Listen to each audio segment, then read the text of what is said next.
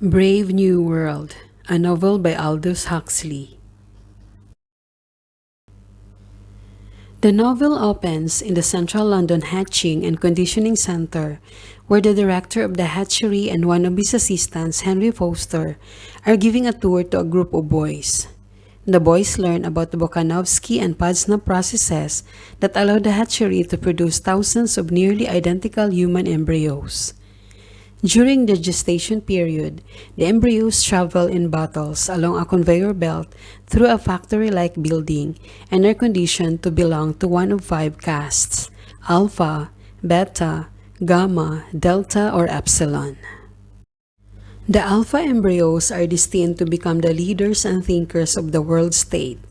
Each of the succeeding castes is conditioned to be slightly less physically and intellectually impressive.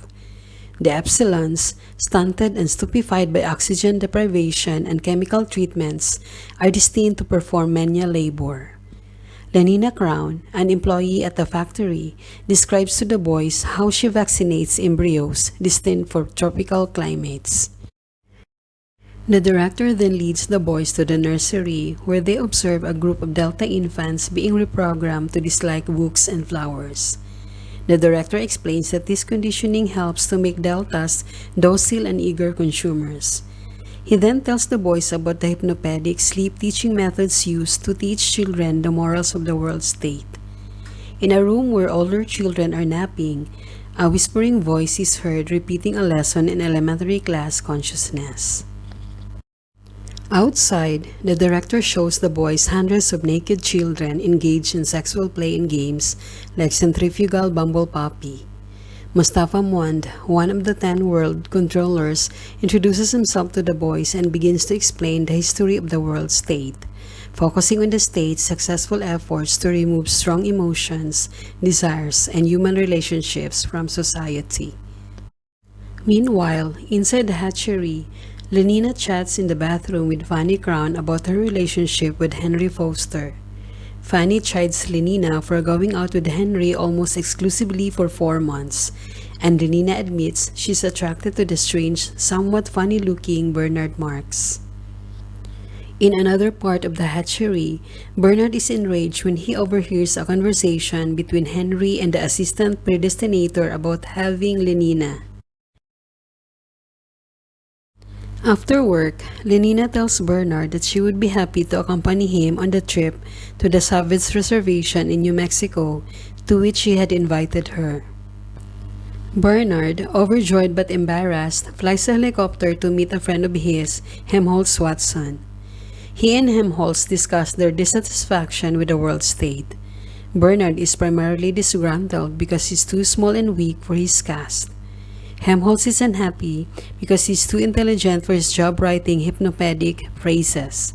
In the next few days, Bernard asks his superior, the director, for permission to visit the reservation. The director launches into a story about a visit to the reservation he had made with a woman 20 years earlier. During a storm, he tells Bernard the woman was lost and never recovered. Finally, he gives Bernard the permit, and Bernard and Lenina depart for the reservation, where they get another permit from the warden. Before heading into the reservation, Bernard calls Helmholtz and learns that the director has grown wary of what he sees as Bernard's difficult and unsocial behavior and is planning to exile Bernard to Iceland when he returns. Bernard is angry and distraught but decides to head into the reservation anyway. On the reservation, Lenina and Bernard are shocked to see its aged and ill residents because no one in the world state has visible signs of aging. They witness a religious ritual in which a young man is whipped and find it abhorrent. After the ritual, they meet John, a fair-skinned young man who is isolated from the rest of the village. John tells Bernard about his childhood as the son of a woman named Linda, who was rescued by the villagers some 20 years ago. Bernard realizes that Linda is almost certainly the woman mentioned by the director. Talking to John, he learns that Linda was ostracized because of her willingness to sleep with all the men in the village, and that as a result, John was raised in isolation from the rest of the village. John explains that he learned to read using a book called The Chemical and Bacteriological Conditioning of the Embryo and the Complete Works of Shakespeare, the latter given to Linda by one of her lovers, Poupée. John tells Bernard that he is eager to see the other place, the brave new world that his mother has told him so much about. Bernard invites him to return to the world state with him. John agrees but insists that Linda be allowed to come as well. While Lenina, disgusted with the reservation, takes enough soma to knock her out for 18 hours, Bernard flies to Santa Fe where he calls Mustapha Mond and receives permission to bring John and Linda back to the world state. Meanwhile, John breaks into the house where Lenina is lying intoxicated and unconscious and barely suppresses his desire to touch her. Bernard, Lenina, John, and Linda fly to the world state where the director is waiting to exile Bernard in front of his alpha co-workers. But Bernard turns the tables by introducing John and Linda. The shame of being a father, the very word makes the onlookers laugh nervously, causes the director to resign, leaving Bernard free to remain in London. John becomes a hit with London society because of his strange life led on the reservation. But while touring the factories and schools of the world state, John becomes increasingly disturbed by the society that he sees. His sexual attraction to Lenina remains, but he desires more than simple lust, and he finds himself terribly confused. In the process, he also confuses Lenina, who wonders why John does not wish to have sex with her.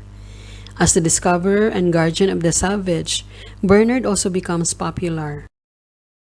Bernard quickly takes advantage of his new status, sleeping with many women and hosting dinner parties with important guests, most of whom dislike him but are willing to placate him if it means they get to meet John.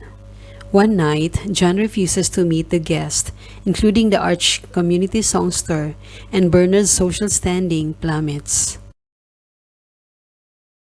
After Bernard introduces them, John and Helmholtz quickly take to each other. John reads Helmholtz's parts of Romeo and Juliet, but Helmholtz cannot keep himself from laughing at a serious passage about love, marriage, and parents, ideas that are ridiculous, almost scatological in world state culture. Fueled by his strange behavior, Lenina becomes obsessed with John, refusing Henry's invitation to see Ophelia. She takes Soma and visits John at Bernard's apartment, where she hopes to seduce him. But John responds to her advances with curses, blows, and lines from Shakespeare. She retreats to the bathroom while he feels a phone call in which he learns that Linda, who has been on permanent Soma holiday since her return, is about to die. At the hospital for the dying, he watches her die while a group of lower caste boys receiving their death conditioning wonder why she is so unattractive. The boys are simply curious, but John becomes enraged. After Linda dies, John meets a group of Delta clones who are receiving their Soma ration. He tries to convince them to revolt, throwing the Soma out of the window, and a riot results. Bernard and Helmholtz, hearing of the riot, rush to the scene and come to John's aid. After the riot is calmed by police with Soma vapor, John, Helmholtz, and Bernard are arrested and brought to the office of Mustapha Mond. John and Mond debate the value of the world state's policies, John arguing that they dehumanize the residents of the world state, and Mond arguing that stability and happiness are more important than humanity. Mond explains that social stability has required the sacrifice of art, science, and religion. John protests that, without these things, human life is not worth living. Bernard reacts wildly when Mond says that he and Helmholtz will be exiled to distant islands, and he is carried from the room. Helmholtz accepts the exile readily, thinking it will give him a chance to write, and soon follows Bernard out of the room. John and Mond continue their conversation. They discuss religion and the use of Soma to control negative emotions and social harmony. John bids Helmholtz and Bernard goodbye. Refused the option of following them to the islands by Mond, he retreats to a lighthouse in the countryside where he gardens and attempts to purify himself by self-flagellation. Curious world state citizens soon catch him in the act, and reporters descend on the lighthouse to film news reports and a feelie. After the feelie, hordes of people descend on the lighthouse and demand that John weep himself. Lenina comes and approaches John with her arms open. John reacts by brandishing his whip and screaming, "Kill it, kill it." The intensity of the scene causes an orgy in which John takes part. The next morning, he wakes up and, overcome with anger and sadness at his submission to world state society, he hangs himself.